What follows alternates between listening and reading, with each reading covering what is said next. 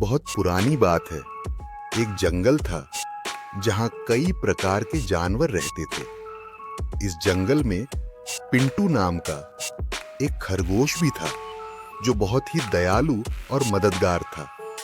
जंगल में अगर कभी किसी जानवर को मदद की आवश्यकता होती तो पिंटू सबसे पहले मदद करने के लिए आगे आता। उसकी यह अच्छाई और दयालुता उसे जंगल के सभी जानवरों के बीच बहुत प्रिय बना देती थी।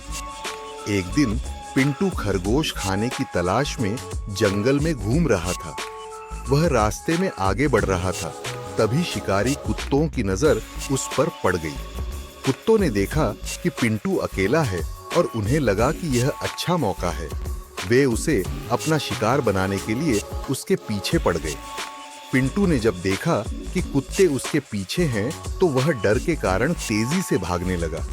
वह आगे आगे था और कुत्ते उसके पीछे पीछे दौड़ रहे थे। पिंटू को ऐसा लग रहा था कि शायद वह इस बार बच नहीं पाएगा। तभी उसकी नजर एक जंगली भैंसे पर पड़ी। भैंसा घास चर रहा था। पिंटू ने भैंसे से मदद मांगी और कहा, भैंसा भाई, देखो ये जंगली कुत्ते मेरे पीछे पड़े हैं और मुझे मारकर खाना चाहते हैं। कृपया आप मेरी मदद कीजिए। भैंसा ने कुत्तों को देखा और वह भी डर गया, क्योंकि कुत्ते 8 से 10 की संख्या में थे और वह अकेला था। भैंसे को लगा कि कहीं कुत्ते उसे भी न पकड़ लें। उसने पिंटू से कहा, खरगोश भाई, तुमने हमेशा मेरी मदद की है, लेकिन इस वक्त मुझे बहुत जरूरी काम है, इसलिए मुझे यहां से जाना पड़ेगा। इतना कहकर भैंसा वहां से चला गया। पिंटू फिर से डरते हुए भागने लगा, लेकिन कुत्ते लगातार उसके पीछे थे। भागते भागते उसकी नजर एक बारहसिंघा पर पड़ी। पिंटू उसके पास पहुंचा और बोला, बारहसिंघा भाई, जंगली कुत्ते मेरे पीछे पड़े हुए हैं, कृपया आप इनसे मेरी रक्षा करें। बारहसिंघा ने कुत्तों को देखा और वह भी डर गया। उसने पिंटू से कहा, खरगोश भाई, मेरे घर में मेरे परिवार वाले मेरा इंतजार कर रहे हैं, मुझे वहां जाना होगा। मुझे बहुत जरूरी काम है, इसलिए मैं तुम्हारी मदद नहीं कर सकता।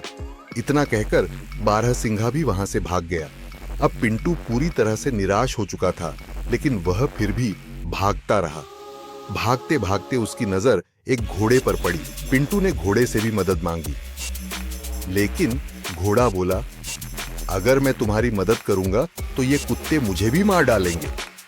इतना कहकर घोड़ा भी वहां से भाग गया। पिंटू की हालत बहुत ही बुरी हो गई थी। उसे कोई मदद नहीं मिल रही थी, लेकिन वह फिर भी अपनी जान बचाने के लिए दौड़ता रहा।